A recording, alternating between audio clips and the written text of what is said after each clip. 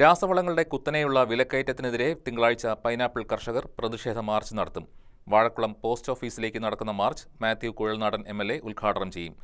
All Kerala pineapple merchants association president Jose Perumpilly അധ്യക്ഷത വഹിക്കും. രാവിലെ 10-ന് വാഴക്കുളം പൈനാപ്പിൾ മാർക്കറ്റിൽ നിന്നും മാർച്ച് ആരംഭിക്കും. കർഷകർക്ക് താങ്ങാനാകാത്ത വിലവർധനയാണ് രാസവളങ്ങൾക്ക് ഉണ്ടാകുന്നതെന്ന് പൈനാപ്പിൾ കർഷകർ പറയുന്നു. കാർഷിക മേഖലയുടെ നട്ടെല്ലൊടിക്കുന്ന രാസവള വിലവർധനവിനെതിരെ തിങ്കളാഴ്ച പൈനാപ്പിൾ കർഷകരുടെ പ്രതിഷേധ മാർച്ച് നടക്കും.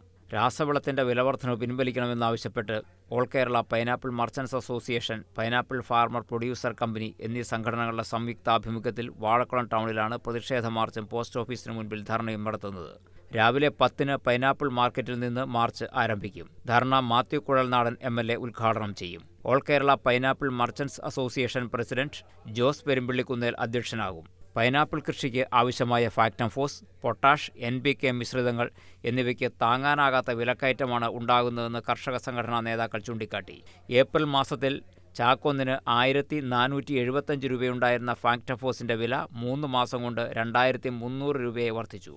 പൊട്ടാഷിന് 1850 രൂപയിൽ നിന്ന് 2200 രൂപയെ വില ഉയർന്നു. NPK മിശ്രിതങ്ങൾക്കും സമാന രീതിയിലാണ് വില വർദ്ധിക്കുന്നത്. കേരളത്തിൽ ഏറ്റവും കൂടുതൽ ഉൽപ്പാദിപ്പിക്കപ്പെടുന്ന പഴവർഗ്ഗമാണ് ഇപ്പോൾ പൈനാപ്പിൾ.